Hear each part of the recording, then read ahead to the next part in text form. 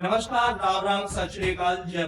Supreme court ने अभी recently एसटीएससी reservation के रिगार्डिंग कुछ पावर स्टेट को प्रोवाइड करी अपनी पुराने जजमेंट को पलटते हुए, जिससे एसटीएससी कम्युनिटी पर एक बहुत बड़े लेवल का इफेक्ट होगा, जिसे हम आज के एपिसोड में कवर करेंगे। हमने इस एसटीएससी रिजर्वेशन कॉन्फ्लिक्ट को पूरे 4 चैप्टर्स में डिवाइड किया। Chapter first, beginning of sub categories in ST SC reservation. Chapter second, similarities between creamy layer and subcategories. Chapter 3, political relationship.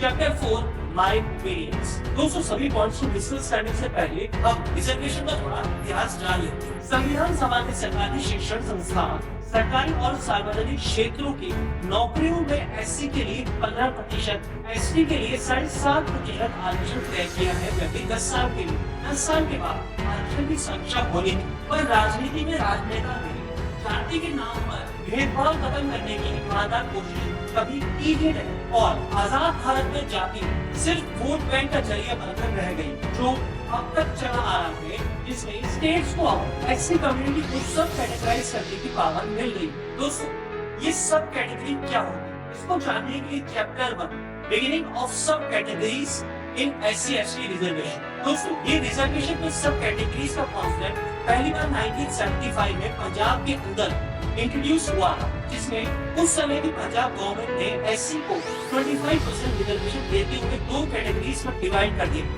जिसमें पहली है मजहबी सिख्स एंड वाल्मीकि कम्युनिटी, और बाकी दूसरी कैटेगरी में बचे हुए सभी एससी कम्युनिटी वाले इंक्लूड होंगे। मतलब 25% का आधा 12.5% 2 कम्युनिटीज को मिलेगा और 12.5% बची हुई सभी कम्युनिटी में बांट दिया जाए। और ये सब कैटेगरी के कॉन्सेप्ट लगभग 30 साल तक चला, और साथ ही साथ सन 2000 में आंध्र प्रदेश ने भी जो SC/ST कम्युनिटीज रह रही थी, उन्हें भी सब कैटेगराइज कर दिया। जस्टिस रामचंद्र राठौर कमीशन की रिकमेंडेशन पर इस कमीशन ने अपनी रिकमेंडेशन दी और उसमें एससी कैटेगरी को 4 सब कैटेगरी में डिवाइड कर दिया, जिसमें सबको अलग अलग परसेंटेज वाइज अरेंज करके। पर मजे की बात यह है कि एससी कम्युनिटीज में कौन कौन सी कास्ट आएगी, इसके रिगार्डिंग आर्टिकल 341 कहता है कि ये स्टेट डिसाइड नहीं कर सकता, ये सिर्फ president of India he decide कर सकते हैं। लेकिन आंध्र प्रदेश की सरकार का यह कहना था कि हमने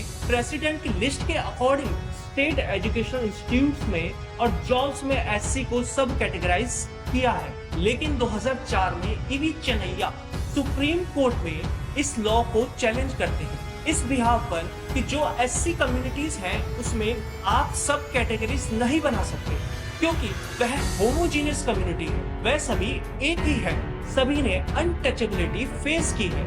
और इसी के रिगार्डिंग सुप्रीम कोर्ट ने आंध्र प्रदेश सब कैटेगरी इन एससी रिजर्वेशन रद्द कर दिया, और सुप्रीम कोर्ट के इस रेफरेंस को लेकर पंजाब हाई कोर्ट ने 2006 में पंजाब में भी इस लॉ को रद्द कर दिया, जिससे पंजाब गवर्नमेंट की व्यवस्था बिगड़ गई और उन्होंने अपनी सरकार बचाने के लिए विदिन 3 मंथ्स एक लॉ बनाकर हाई कोर्ट के डिसीजन को सरपास करके उसे दोबारा इम्प्लीमेंट कर दिया। पर एक बार फिर से 2010 में हाई कोर्ट ने इसे रद्द कर दिया, लेकिन इस बार पंजाब गवर्नमेंट ने हाई कोर्ट के डिसीजन को सुप्रीम कोर्ट में चैलेंज कर दिया, और इसी तरह कुछ और साल निकल गए। सुप्रीम कोर्ट के चीफ जस्टिस अरुण मिश्रा ने 2014 में अपने जजमेंट देते हुए सुप्रीम कोर्ट के ही 2004 के जजमेंट को रिव्यू के लिए डाल दिया 7 जजेस के बेंच के पास, और ऐसे ही 5-6 साल और निकल गए, और 2020 में 7 जजेस की बेंचेस का गठन होता है, और अभी 1 अगस्त 2024 को इसका जजमेंट आया है, जिसने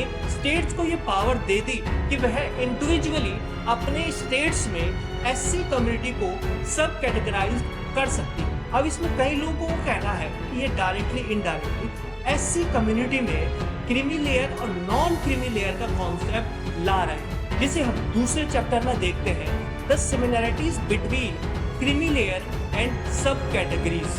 साथियों, क्रीमी लेयर और नॉन क्रीमी लेयर, इसको हम सिंपल लैंग्वेज में देखें तो मलाईदार और बिना मलाई। अब मुझे बताओ, दूध में मलाई ऊपर होती है कि नीचे? ऑब्वियस सी बात है, ऊपर होती है। इसी तरह क्रीमी लेयर और non creamy layer economical basis पर डिसाइड होते हैं। जो परिवार सालाना 8 लाख से कम कमाते हैं वह नॉन क्रीमी लेयर में आते हैं, और जो 8 लाख या उससे ज्यादा कमाते हैं वह क्रीमी लेयर में आते हैं।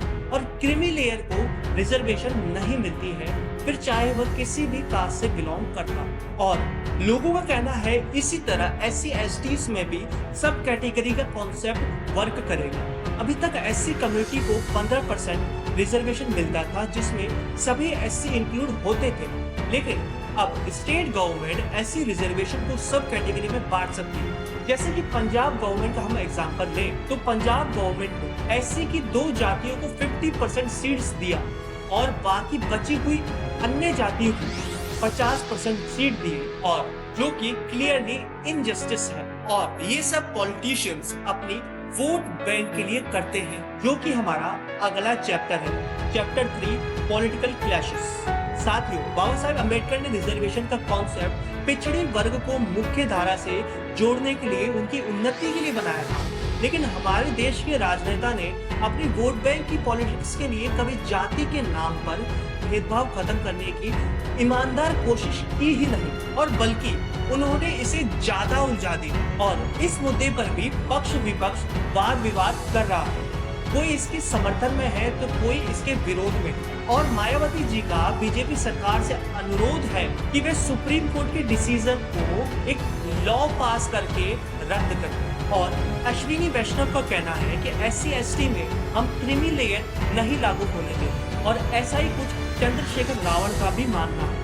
और चंद्रशेखर रावण तो जातीय जनगणना की भी मांग कर रहे हैं। दोस्तों, पॉलिटिशियंस का तो काम ही पॉलिटिक्स करना है, वो तो अपनी पॉलिटिक्स करेंगे ही, पर इसमें मेरा क्या ओपिनियन है, जो कि हमारा नेक्स्ट चैप्टर है, चैप्टर 4 माय ओपिनियन। दोस्तों, मेरा ये मानना है कि अगर सुप्रीम कोर्ट कुछ लागू करना ही है तो बस सिर्फ creamy layer, non creamy layer वाला कॉन्सेप्ट SC/ST में इंट्रोड्यूस करा दे, जिससे होगा ये, जो ऐसी कम्युनिटीज के लोग पहले से मुख्य धारा से जुड़े हुए हैं, जिसमें किसी के पेरेंट्स IAS ऑफिसर्स हैं, किसी के स्टेट गवर्नमेंट ऑफिसर हैं, किसी के पुलिस में हैं, किसी के नेता हैं, किसी के मिनिस्टर हैं, या फिर कोई संपन्न परिवार से आता है, फाइनेंशियली स्टेबल है, उसे रिजर्वेशन नहीं मिलनी चाहिए। अब ऑब्वियस सी बात, जो फाइनेंशियली स्टेबल है वह अपने बच्चे को एक अच्छे स्तर की शिक्षा दे सकता है और देगा, और कंपैरेटिवली उसका बच्चा ज्यादा परफॉर्म भी करेगा। लेकिन जो ऐसी कैटेगरी के बच्चे गरीब हैं, फाइनेंशियली अनस्टेबल हैं, अपनी पढ़ाई मुश्किल से कर पाते हैं, उन्हें रिजर्वेशन मिलना चाहिए। लेकिन अभी क्या हो रहा है, दोनों SC परिवार के बच्चों को इक्वली ट्रीट किया जा रहा है, जबकि वह किसी भी एंगल से इक्वल नहीं है, चाहे फाइनेंशियली स्टेज पर देखा जाए या फिर इमोशनल स्टेज पर देखा जाए। और ज्यादातर इन केसेस में वह फाइनेंशियली स्टेबल परिवार का बच्चा नौकरी ले जाता है अपने SC होने के बिहाव पर, और जो गरीब व्यक्ति है वह गरीब ही रह जाता है। ऐसे तो कुछ SCs को मुख्य धारा से जोड़ने का मौका मिलेगा ही नहीं। यहाँ देखा जाए तो SC का हक छीन रहा। अब इस पर आपका क्या ओपिनियन है, कमेंट में बताओ। वीडियो पसंद आया हो तो लाइक, शेयर और द सब्सटेंशियल सत्य को सब्सक्राइब करना। तब तक के लिए राम राम, सत श्री अकाल, जय भारत।